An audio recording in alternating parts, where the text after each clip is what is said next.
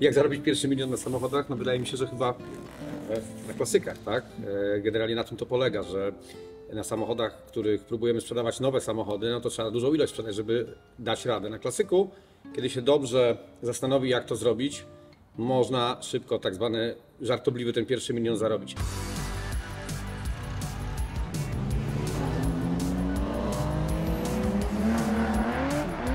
Witamy na kanale YouTube magazynu Classic Auto. Tak naprawdę to warto się Wam przedstawić. Tomasz Burdziakowski, Apcar Oldtimers. Apcar Oldtimers wszyscy rozpoznają z wielu z naszych programów telewizyjnych i YouTube'owych, ale jakby nie wszystko jest na YouTubie. Tak naprawdę moja kariera, jeżeli można nazwać karierą, zaczęła się bardzo wcześnie. Jakby ja często przytaczam słowa mojej mamy, która w momencie, kiedy byłem w 7. klasie podstawówki, zbudowałem sobie rower na amortyzatorach, bo jeździliśmy na plażę w Lubiatowie i po prostu po piachu potrzebowałem sobie pojeździć. I 10 lat później go wynaleziono i zaczęto go produkować. I jakby tak się zaczęło. Zacząłem od jakichś motocykli, zacząłem od budowania specjalnych pojazdów terenowych. Zawsze kochałem, zacząłem zajmować się nadwoziami, kochałem blacharkę. Zacząłem produkować nadwozia jako bardzo młody gentleman. Potem Zachód mnie zobaczył, no i generalnie przez wiele lat zajmowałem się nadwoziami. Potem firma się rozbudowała do pełnych renowacji samochodów. Następnie zaczęliśmy produkować samochody. Produkujemy przedwojenne Bentleye, zaczęliśmy produkować Bizarini, zaczęliśmy produkować autobusy i różnego typu rzeczy. Ale z drugiej strony nasi klienci, którzy kupowali nowe auta u nas odrestaurowane, które trzeba czekać rok, półtora, mówili: słuchaj, ale ja potrzebuję jeździć Porsche 11, ja chcę już. Jesteś ekspertem, znajdź mi samochód. I zacząłem szukać te samochody dla pojedynczych klientów, czyli korzystając z moich klientów na zachodzie, którzy kupują ode mnie od lat samochodów, których wiem, że mają potężne kolekcje, 10, 15, a czasami 300 aut. Mówię: słuchaj, potrzebuję dla swojego przyjaciela pomarańczową 911, masz coś super, mam super. I zacząłem sprzedawać super fajne samochody użytkowe. I od klienta do klienta zaczęła się taka ilość zamówień, że musiałem stworzyć firmę, która się tym zajmuje.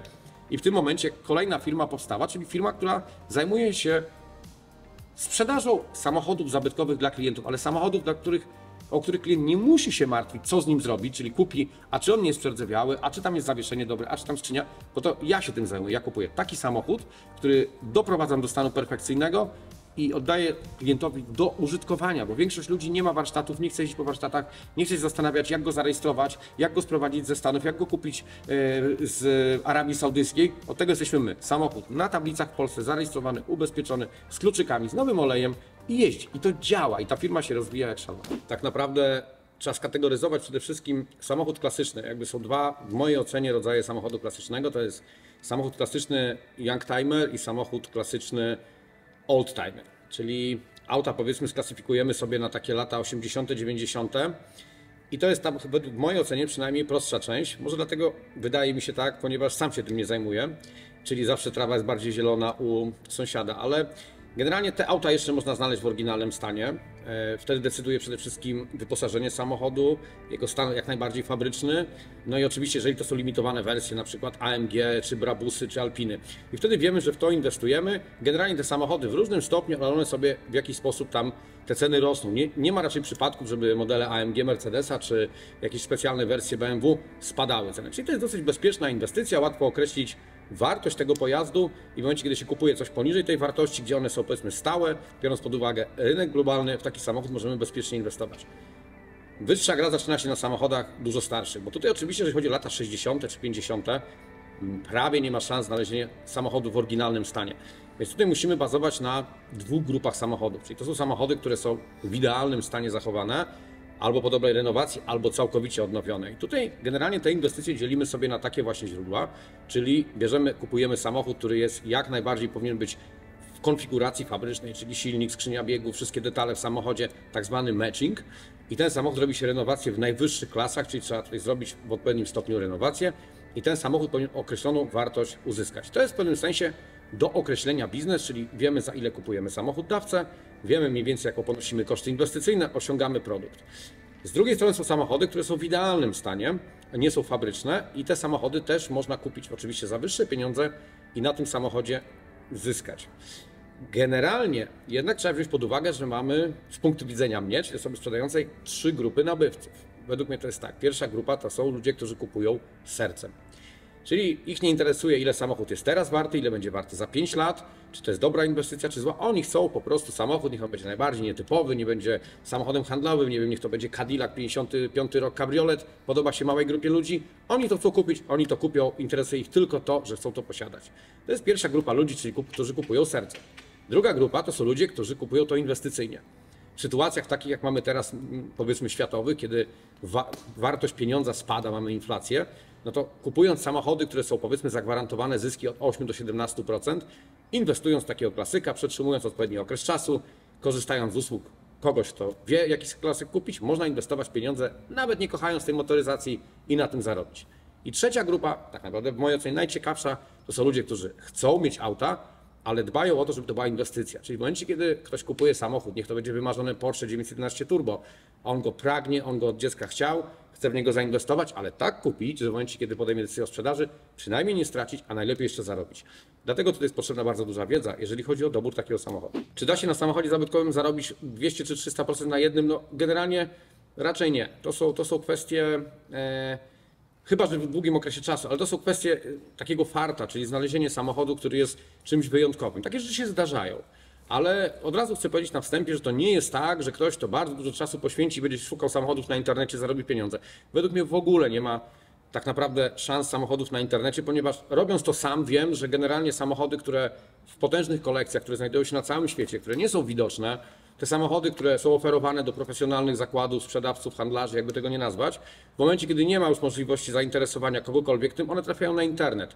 I dopiero w tym momencie ktoś, kto po prostu sobie siedzi w domu, przegląda to czy w pracy, widzi ten samochód, ona jest zupełnie inna cena, oczywiście próbuje go kupić, ale to nie są samochody, które są z pierwszej ręki. Zdarzają się sytuacje, że się trafia na samochody zamurowane w stodole i tak dalej i się zarabia takie pieniądze, ale powiedzmy szczerze, to nie jest standard. Generalnie moja ideologia, jeżeli chodzi o handel samochodami klasycznymi, zabytkowymi, jest w pewnym sensie może nie tak popularna, bo ja nie staram się kupić jak najtańszego auta, którego będę w stanie zrobić szybko, piękny lakier, zrobić ładną skórę, niech to fajnie wygląda, tak zwany pojazd weselny i ktoś go kupi, bo po prostu przyjdzie na wystawę, czy przyjdzie i zobaczy piękny lakier, super skóra, ładnie pachnie, kupuje ten samochód. Ja staram się kupować samochody droższe, ale które mają coś w sobie, na przykład przepiękną historię.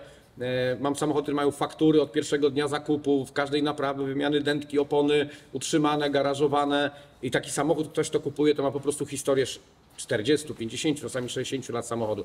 Albo samochody, które nigdy nie były na przykład spawane, naprawiane, zachowane w stanie oryginalnym.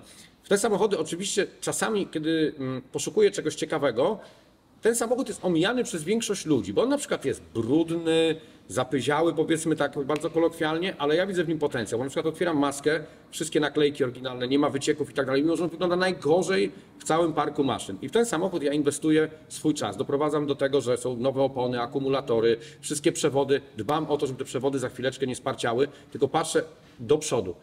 Dlaczego? Dlatego, że zajmuję się od kilkunastu lat renowacjami samochodów i przede wszystkim mam tą możliwość nie tylko z wykonania tego, ale mam wiedzę i wiem nie tylko co nie działa w tym momencie, ale co przestanie działać. I przygotowywanie w ten sposób klasyka, że klient odbiera samochód, którym przekręca kluczyk i nim jeździ, jest dużą przewagą. Dlaczego? Dlatego, że wtedy nie muszę handlować na internecie, nie muszę szukać klientów, bo każdy samochód sprzedany przynosi mi kolejne samochody. Więc ja nie tylko nie kupuję na internecie, ale i nie sprzedaję. Trafia się ktoś, kto kupi samochód, za chwilę wraca z bratem, szwagrem, sąsiadem i to jest najfajniejsza metoda sprzedawania z ust do ust. Pewnie każdy się zastanawia, na którym samochodzie najwięcej straciłem, ale tak naprawdę zabrzmi to fatalnie, ale nie udało mi się jeszcze stracić na żadnym aucie. Wiem, że to brzmi kompletnie niedorzecznie, ale zawsze jestem w stanie tak przewidzieć sytuację, żeby nie wpakować się w kłopoty. Przede wszystkim znam się na tym, jestem w stanie widzieć w samochodzie rzeczy, które nie są widoczne bardzo powierzchownie, więc to wszystko przewiduję. Miałem sytuacje 2 razy takie, kiedy samochody lekko na rynku nie przewidziałem, ponieważ jest to troszeczkę rynek maklerski, trzeba śledzić wszystkie aukcje, wszystkie wystawy, być wszędzie. Trzeba poświęcić czas. Nie da się tego zrobić siedząc we własnym biurze najpiękniejszym, kupować i sprzedawać samochodów i mieć pojęcie o tym, ile one są warte.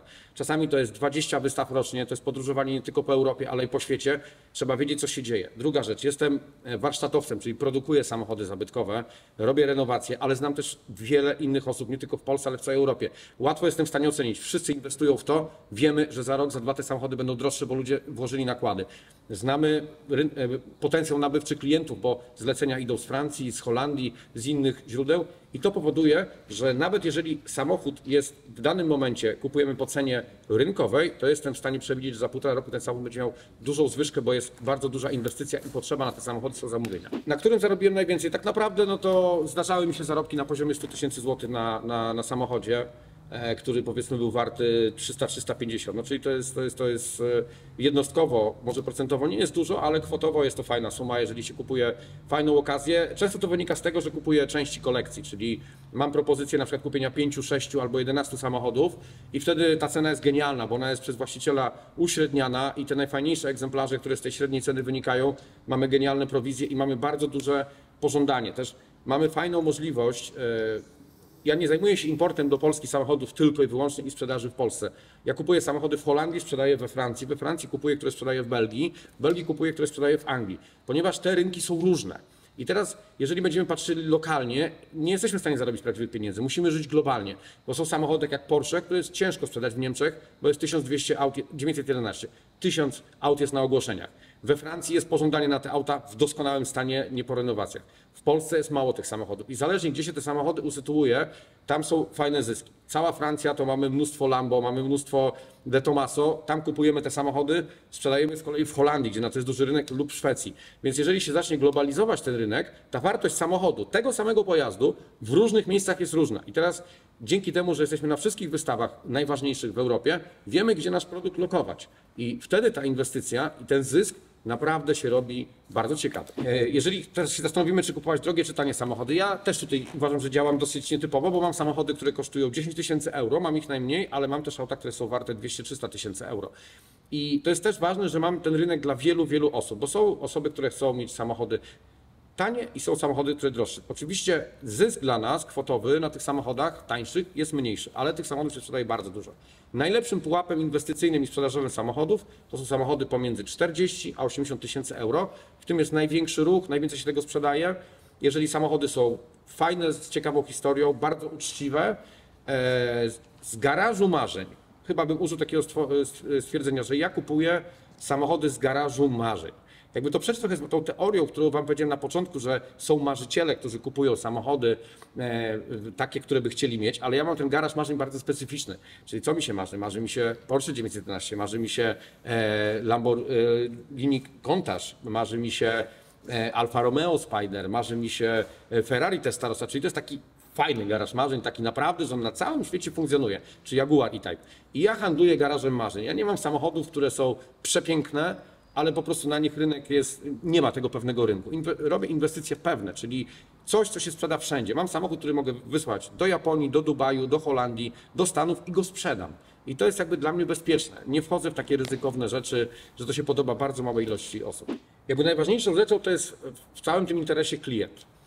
I ja się nauczyłem chyba jednej rzeczy od starszych osób, przyznam szczerze, że i w Polsce, i za granicą, którzy mnie nauczyli najważniejszej rzeczy. Mi się nigdy nie zdarzy, że osoba, która szuka samochodu klasycznego, że mi wysłał zdjęcia 2, 3, a już nie powiem o 30 samochodach. To znaczy, że ja nie jestem sprzedawcą. Ja po rozmowie z klientem, który mówi, że szuka klasyka, on nie wie, jakiego chce kupić klasyka, ja mu wyślę jeden samochód. Ten dla niego. I czasami jest tak, że muszę spędzić 2, 3, 4 godziny, żeby poznać jego żonę, bo często jest tak, że on ma inne wyobrażenie, a żona inne. I oferuje się jeden samochód. I praktycznie 99% tych ofert to ja sprzedaję samochód dla klienta. I uważam to za swoją największą moc, jeżeli mogę tak powiedzieć, że umiem zrozumieć, czego ten klient pragnie. Ponieważ mam do czynienia z klientami, którzy robią renowację samochodów, którzy czasami kupują, a za chwilę podczas renowacji wiedzą jednak to nie jest to. Albo ludzie, którzy marzą cały czas o tym i nauczyłem się słuchać tych ludzi i dobierać do ich potrzeb. Oni opowiadają o różnych rzeczach. Na przykład ktoś mówi, słuchaj, mam firmę w Holandii, chcę mieć klasyka, ale przyjeżdżam, nie wiem, na tydzień, na 2 do Polski i on potrzebuje auto, którym będzie w stanie przyjechać. On chce mieć to auto po prostu i to musi być dobrany samochód do tych potrzeb. Czyli to nie może być samochód, który jakby jest wyjątkowo ryzykowny, na przykład, nie wiem, jakieś bardzo stare amerykańskie samochody, który musi mieć w miarę normalne spalanie, musi mieć w miarę normalne użytkowanie, czyli musi ogrzewanie działać, odparowywać szybę. Trzeba patrzeć, jaki to jest samochód. Czy facet ma charyzmę, że chce szybko tym jeździć? Jakie są gabaryty właściciela? Co lubi jego żona? czy zależy mu na komforcie, zależy na mocy, na odgłosie silnika, dają tysiące rzeczy, czy chce w to zainwestować, czy myśli o tym, że za 2 lata będzie chciał zmienić ten samochód, jemu trzeba sprzedać auto, które za chwilę będzie albo rosło na wartości, albo będzie, kiedy on do mnie przyjdzie, powie, słuchaj, teraz chcę coś innego, to ja jestem w stanie ten samochód natychmiast odkupić, bo on jest więcej warty i zaproponować mu kolejne auto. Więc ja dbam o tego człowieka, o jego kolekcję bardzo długo. I to trzeba wyczuć, bo to nie chodzi o to, żeby wypchnąć cokolwiek. Kolejna rzecz najważniejsza, co się nauczyłem. Jak jeździłem po kolekcjach, wpadałem i chciałem bardzo dużo aut kupić, bo były super ceny. I wtedy mi zaczęli studzić mnie Francuzi, Włosi czy Holendrzy. To nie sztuka sprzedać. Sztuka jest kupić samochód, bo jak masz dobry towar, to go sprzedasz natychmiast. Także czasami nie warto jest dobrego towaru sprzedawać. Ja czasami mam auta, których celowo nie sprzedaję, mimo że mam już oferty w tej chwili. Dlaczego? Dlatego, że one stoją, zarabiają kilkanaście procent rocznie. Nic nie da mi lepszej stopy zwrotu w momencie teraz takiej zamiany na gotówki tego i co ona straci na koncie bankowym. Nie, mam zalokowany samochód, który rośnie jak wściekły. Ale no niestety to trzeba patrzeć jak na rynek maklerski, co się dzieje, jak idą wykresy, jak idą sprzedaże, jaki jest popyt. No i teraz cała jakby dziedzina nauki tak naprawdę, to teraz jakie auta wybrać, tak? No bo jeżeli to były 3-4 modele na świecie, no to by to robili wszyscy, prawda? Więc jakby przestałoby to mieć sens. Tutaj jakby cała idea w tym to jest moda. Tak? Jakkolwiek by to nie zabrzmiało śmiesznie, to samochody sprzedaje moda. I teraz dam takie najbardziej znane przykłady, jeżeli chodzi o rynek, szczególnie polskich producentów, bo Polska była bardzo znana przez 2 dekady w renowacji 190 Pagód. No i w pewnym sensie 190 gigantycznie rosła. Jakość tego produktu polskiego była cudowna, sprzedawała się na wystawach. Ona poszybowała po prostu w ciągu tej dekady, powiedzmy od 100 000 euro do 200 kilkudziesięciu tysięcy euro. Ta bańka po prostu rosła niewiarygodnie. Potem to powodowało, że ludzie, którzy sprzedawali samochody dawcy, no więc oni widzieli, no zaraz, halo, 220 000 gotowy samochód, niech ta renowacja kosztuje 80, dlaczego ja mam sprzedać za 50 000 dawcę? On był warty 50 000 euro. Zaczęli zawyżać ceny tych dawców. Ale w pewnym momencie przyszły symptomy, że ten samochód zacznie się kończyć. I teraz firmy, osoby, inwestorzy, którzy wyczuli ten symptom, a tym symptomem był wiek nabywcy. To jest bardzo często związane, że nasi ojcowie wybierali zupełnie inne samochody jako samochody marzeń niż wybieram ja, a jeszcze inne wybierze mój syn. I tą modę i ten przepływ pokoleniowy trzeba bardzo dobrze wyczuwać. Mi się udało wyczuć ten moment, ja ze 190 w dobrym momencie wyszedłem, ponieważ ja jakby produkowałem auta i produkowały firmy, które ja znałem. I ja z tej 190 wyszedłem w odpowiednim momencie, w tej chwili one można za 130 000 euro kupić, więc jakby prawie 100 000 euro taniej. To było ryzyko. Pagoda, przykład troszeczkę inny. Pagoda miała przed COVID-em dziurę. Nadprodukcja samochodów, po prostu klient był w cudzysłowie panem, oczywiście to jest w pozytywnym słowa, wchodził na Stuttgart, taki kolor, takie wyposażenie, robił co chciał, wszyscy zjeżdżali z cenami, potem przed COVID, pagody poleciały. No więc zaczęli się wyprzedawać z pagod. A ja w tym momencie zacząłem kupować. Troszeczkę tak jak makler, czyli jak akcje spadają, a są szanse wzrostowe, ja zacząłem w te pagody inwestować. Kupowałem pagody po 20 000 euro taniej, bo wiedziałem, że one pójdą. Dlaczego? Dlatego, że były zamówienia. Widziałem, że są zamówienia z zagranicy i ja te samochody zacząłem skupować. Pagoda się błyskawicznie odbudowała. Znowu tak jak pagody spadły poniżej 100, były sprzedawane na szybko, wyceniane po 130, były po 95, po 100 000 euro. W tej chwili 175, 200 000 to nie jest problem. W dobrym momencie inwestycja, czyli to nie jest tak zawsze, że jak samochód wygasa, to trzeba się go pozbyć. Trzeba kupić go w takim niszowym momencie, gdzie wszyscy mówią, nikt tego nie chce i wtedy trzeba brać. Ale to jest bardzo skomplikowane, to gra rolę wszystko. Czyli na przykład jeździ się na aukcję do Hampton, patrzy się ile osób licytuje samochód. Cena jest mniej ważna, zainteresowanie. Nowe modele wchodzą, czyli samochody, powiedzmy na przykład, dam ekstremalny przykład, MGB, tani samochód był, można było za 30 000 złotych kupić samochód. Nikt tego nie chciał, po co to kupować, po co to restaurować? Teraz się okazuje, w Paryżu rok temu byłem, MGB w Paryżu, gdzie stoisko czasami trzeba zapłacić 10 000 euro, takie malutkie, średniej jakości. Wystawa w Hampton, 3 MGB, SN, MGB. Co się dzieje? One zaczną się sprzedawać. I teraz co robię? Skupuję MGB. Na mnie wszyscy patrzą, stukają się w głowę. Po co to kupujesz? Ja kupuję. Za 2 lata nagramy materiał, powiem wam dlaczego. Zawsze zastanawiałem się nad tym, czy nazwę się handlarzem, czy się nie nazwę handlarzem. Jak mam z tym wewnętrzny problem, bo w Polsce czasami to w znaczeniu perioratywnym było, ale słuchajcie, ja w latach 2000 studiowałem na Politechnice zaocznie i zajmowałem się produkcją nadwozi. I moi rodzice mówili, synku, nie rób tego, bądź pilotem, bądź kimkolwiek, jesteś na Politechnice, nie bądź zwykłym blacharzem, nic nie osiągniesz. I to słowo blacharz, gdzie to było kojarzone z takimi zawodami w Polsce, które były związane z różnymi rzeczami, papieros, alkohol, jakby nieróbstwo, było czymś negatywnym. Ja marzyłem robić samochody, nadwozia i podróżować po całym świecie, robię to. Czy handlarz, jeżeli handlarz jest odbierany przez was źle, to ja będę handlarzem, który będzie odbierany dobrze, ok? Jeżeli chcesz prenumerować magazyn Classic Auto, zapraszamy na stronę www.classicautomag.pl/sklep. Link znajduje się w opisie tego odcinka.